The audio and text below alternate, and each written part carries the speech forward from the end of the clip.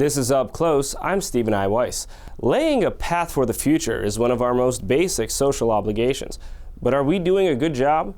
When it comes to giving young people a chance with their money, we could be doing a lot better, according to CNN Chief Business Correspondent Christine Romans, author of Smart is the New Rich, Money Guide for Millennials. And we might be doing quite a lot to damage this generation from an educational perspective by burdening them with high-stakes standardized tests. NPR lead digital education reporter Anya Kamenetz discussed that and more in The Test, Why Our Schools Are Obsessed with Standardized Testing, But You Don't Have to Be. But first, here's my interview with Christine Romans. I've recently discovered that according to the more expansive definition of millennials, I'm in fact a millennial on the upper end of the age spectrum. So what am I doing wrong? I call those the older millennials, and they're almost Gen Xers, really. It's the younger millennials that every company wants to woo for the lifetime of their spending habits. It's the older millennials who are trying to figure out, wait a minute here, I might have some student loan debt. I don't think I'm investing as much as I'd like to. Maybe I have a kid. So there's different kinds of tricks, I think, for all of the millennials. But the most important thing is time. It's the supercharged advantage that anybody, 35 and under has, is time to really be putting money to work for them now for the future. We talk about time as it relates to being young and as it relates to time passing and growing older and so forth. There's something philosophical about it, right? About how young people should view the road ahead and about how you should view your future self.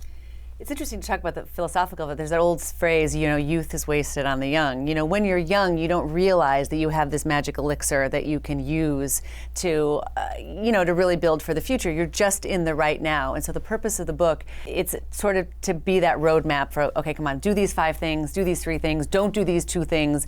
And I think there is this subset of these young millennials who they get it. They want to be kind of the overachiever. They want to kind of get to work right away. They've seen their parents maybe treading water for the last 10 years. And so it's that millennial that I'm really excited about. And that balance in finances for the younger generation, I mean, it has so many spillover effects where if women are making more than men, and women are finding in these career paths that a lot of people are saying are better suited to women. Women are getting more college degrees now.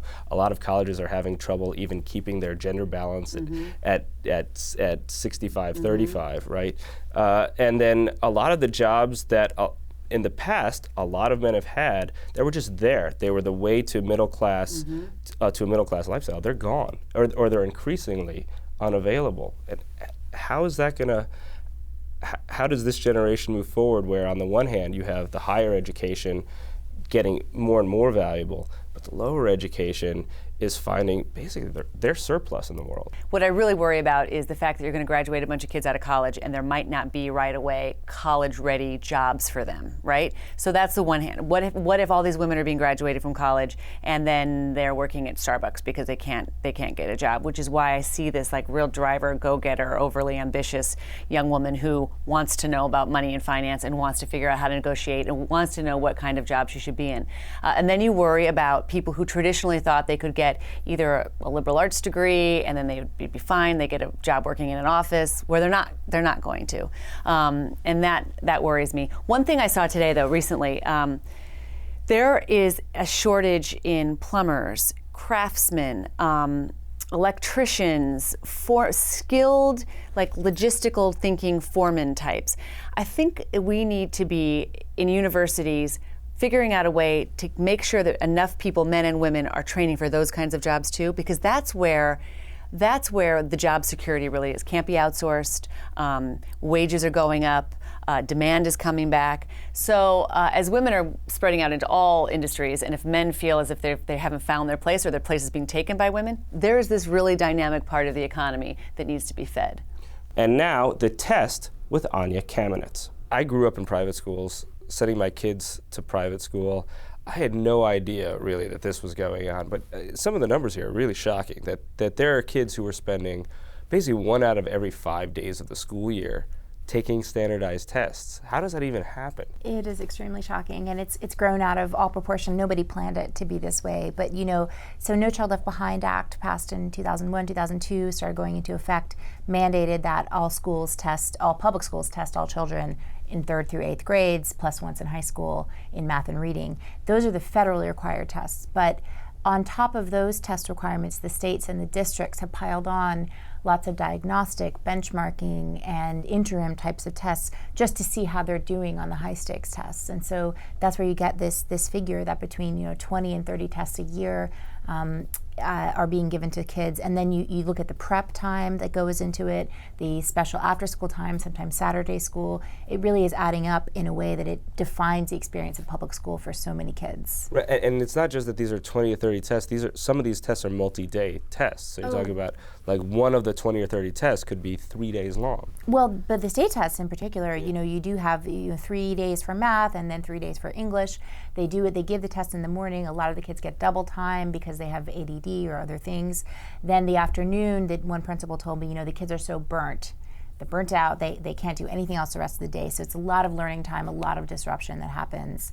You see it really in the high schools. It's huge because the kids taking exit exams, oftentimes they're retaking them 2, 3, 4, 5, 7, 8 times.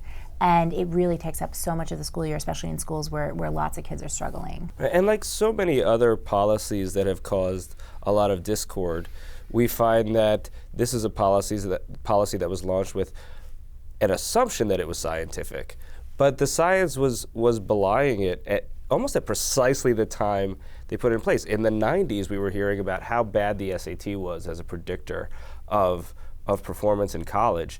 And it seems like the policy was basically, well, it's not working there. Let's double down on it for every kid in America as much as possible. It's so interesting that you say that. I do find repeatedly that there's this disconnect between education policy, learning, and the science of measurement. So psychometricians, the people that make up these tests, they're not learning specialists, they're not cognitive specialists, they don't know how to learn. They can just tell you within a certain level of precision whether you've gotten these concepts right or wrong, but it's really such a small sample of behavior that we're using then to make these really big proclamations. And I think the root of that is there was a political consensus going on for a long time that our schools are failing, that kids are being left behind.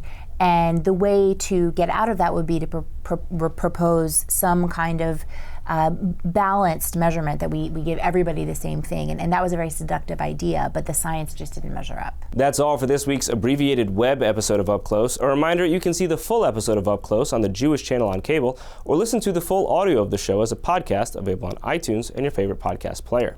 The Jewish channel is available on cable, Time Warner Cable Channel 1640, IOPLING Channel 505, RCN Channel 268, Cox Cable Channel 1, Bright House Channel 330, Verizon Fios Channel 900, and on Comcast on the on-demand menu on premium channels. For more information, visit tjctv.com.